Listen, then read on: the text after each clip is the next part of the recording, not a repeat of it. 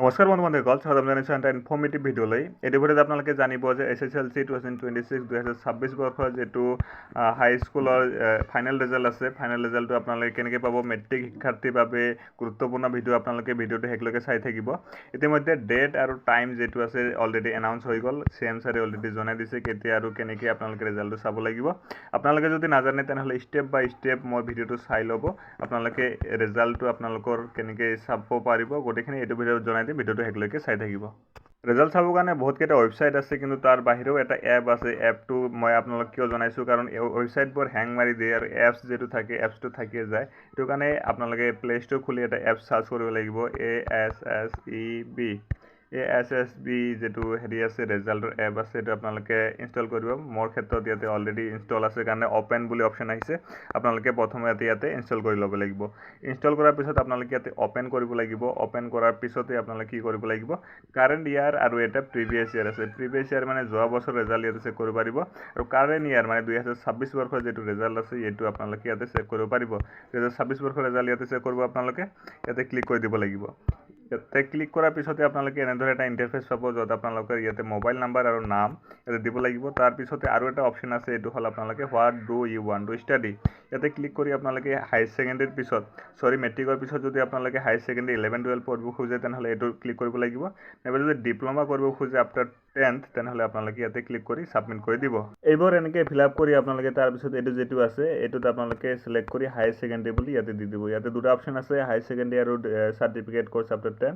আপোনালোকে ইয়াতে higher secondary বুলি দি দিব, আপোনালোকে যদি হায়াৰ ছেকেণ্ডেৰী কৰিব বিচাৰে 10ৰ পিছত। তাৰপিছতে আপোনালোকে এইটো যিটো আছে ইয়াতে ক্লিক কৰি দিব। এইটো ক্লিক কৰাৰ পিছত আপোনাৰ তাত OTP আহিব। OTP দি চাইন আপ কৰি আপোনালোকে ইয়াতে লগ ইন হ'ব পাৰিব। তাৰপিছতে এনেধৰণে এটা এড আহিব। এডটো আপোনালোকে ইয়াতে ক্ল'জ কৰি দিব। ক্ল'জ কৰি দিয়াৰ পিছত ইয়াতে আপোনালোকে ব্লেংক দেখা পাব, কিয়নো এতিয়ালৈকে ৰিজাল্টটো অহা নাই। আপোনালোকে কি কৰিব, মই এটা হেৰি দেখাই আছোঁ, টেমপ্লেট দেখাই আছোঁ। তাত এনেধৰণে ইয়াতে আহিব। টেমপ্লেটখন কেনেদৰে ফিল আপ কৰিব লাগে মই আপোনালোকক দেখুৱাই আছোঁ। তাতে আপোনালোকৰ এনেধৰণে এটা ইণ্টাৰফেচ খোল খাব, য'ত আপোনালোকে কি কৰিব লাগিব, ইয়াতে এনেধৰণে ক্লিক কৰি এইটো B26 যিটো আছে এইটো ক্লিক কৰিব লাগিব। তাৰপিছতে আপোনালোকৰ যিটো ৰোল আছে ৰোলটো ইয়াতে এণ্টাৰ কৰিব লাগিব, যিটো আপোনালোকৰ ৰোল আছে। তাৰপিছত যিটো আপোনালোকৰ নাম্বাৰ আছে নাম্বাৰটো ইয়াতে এণ্টাৰ কৰিব লাগিব। ৰোল আৰু নাম্বাৰটো এণ্টাৰ কৰাৰ পিছত ইয়াতে ফাইন ৰিজাল্ট যিটো আছে ফাইন ৰিজাল্ট ইয়াতে ক্লিক কৰিব লাগিব। ফাইন ৰিজাল্টত ক্লিক কৰাৰ লগে লগে আপোনালোকে ৰিজাল্ট যিটো আছে ৰিজাল্টটো আপোনাৰ ওচৰত উপলব্ধ হ'ব। এনেধৰণে আপোনালোকে ষ্টেপ বাই ষ্টেপ আপোনালোকৰ ৰিজাল্টটো চেক কৰিব পাৰিব।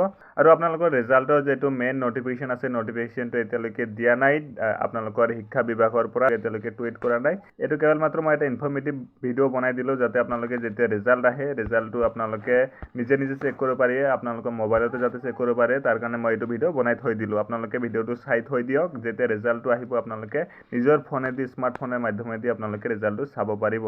আৰু আপোনালোকে যদি বিচাৰে তলত মোৰ হোৱাটছএপ চেনেলৰ লিংক দিয়া আছে, হোৱাটছএপ চেনেলটো জইন কৰি ল'ব পাৰে, কিয়নো যেতিয়াই ৰিজাল্টটো আহে লগে লগে আপোনালোকে নটিফিকেশ্যনটো পাই যাব। সেইকাৰণে আপোনালোকে ডেছক্ৰিপশ্যন বক্সত লিংকটো লৈ আপোনালোকে হোৱাটছএপ চেনেলত জইন হৈ যাওক। এতিয়াই আপোনালোকে ৰিজাল্টটো অহাৰ লগে লগে মই যিটো লিংক আছে অফিচিয়েল লিংকটো মই আপোনালোকৰ তাত আপলোড কৰি দিম।